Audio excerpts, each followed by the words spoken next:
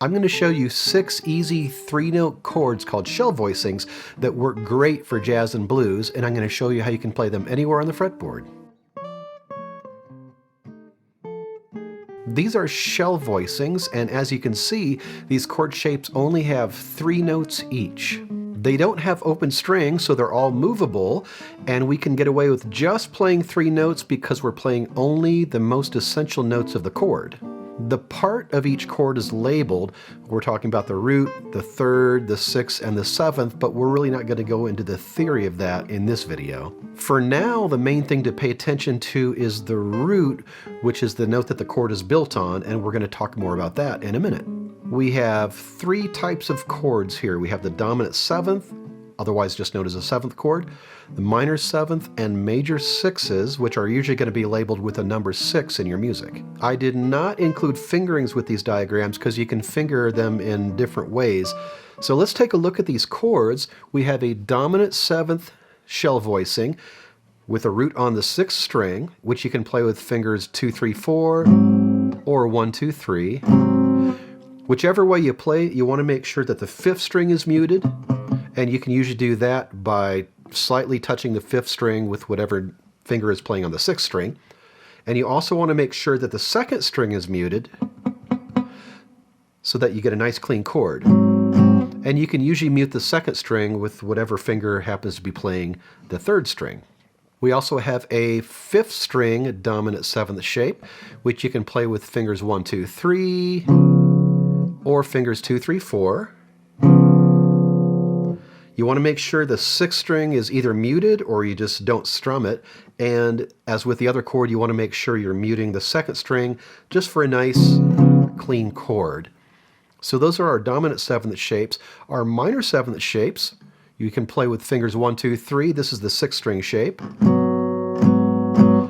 Mute that 5th string, mute the 2nd string.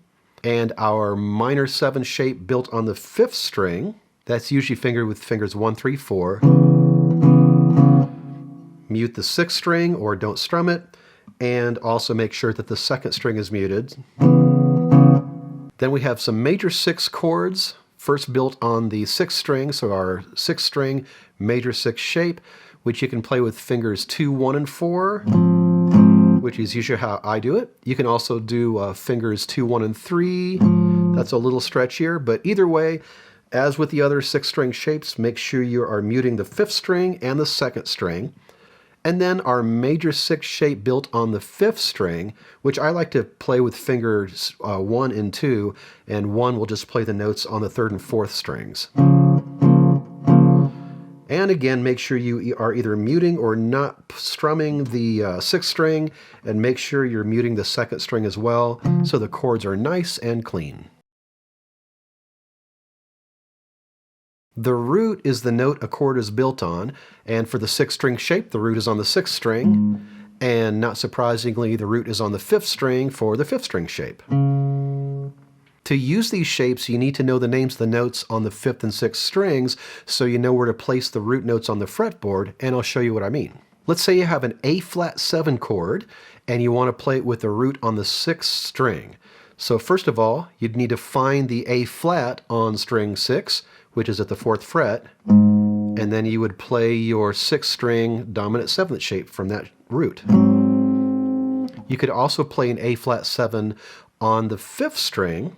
Of course, that would be with the 5th string shape, and our A-flat 7 on the 5th string would be at the 11th fret, so then you would play that shape from there, placing your root note at the 11th fret.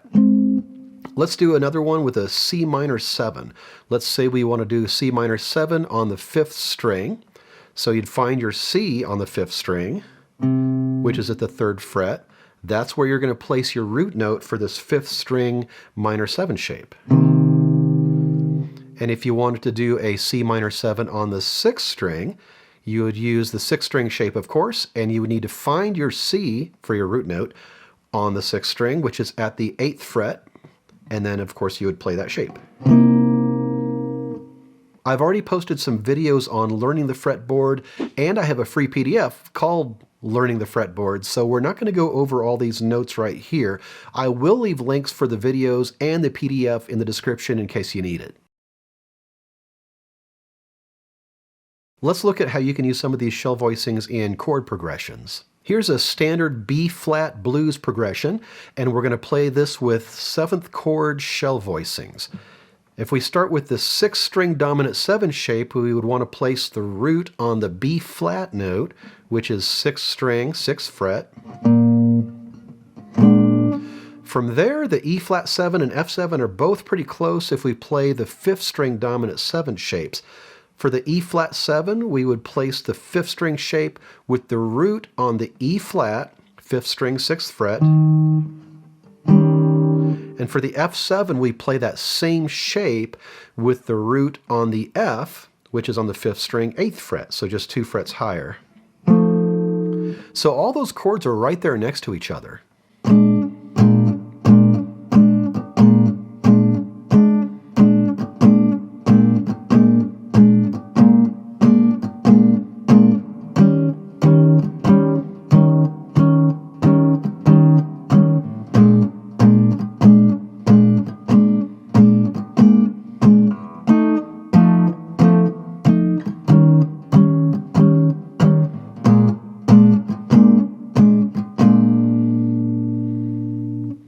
Here's another progression, and for this one I'm going to play the E-flat 6 with the root on the 5th string, so that'll be on the 5th string, 6th fret for my root.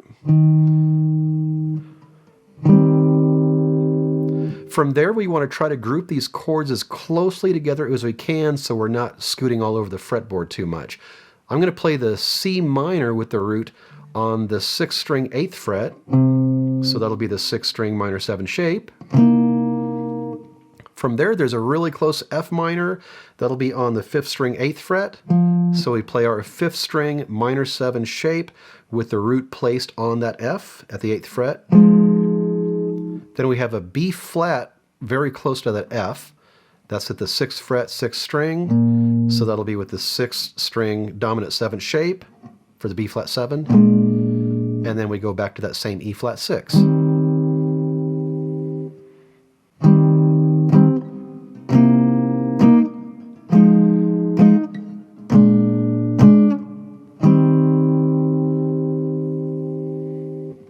And one last progression that starts on an A-flat 6.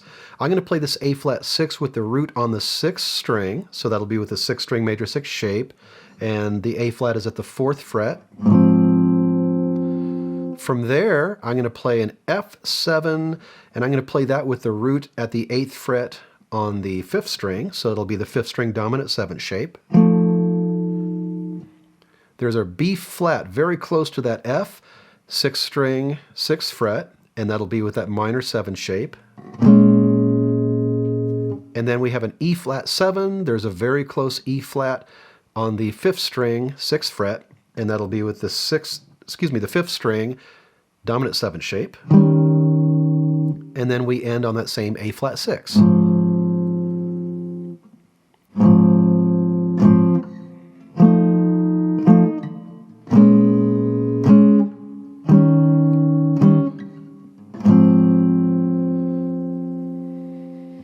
These shell voicings are pretty easy to play, but they do require a certain mindset because they're tied into the knowledge of the 5th and 6th strings. Remember, if you do need some help learning the fretboard, I've got that free PDF called Learning the Fretboard, plus I've got those videos.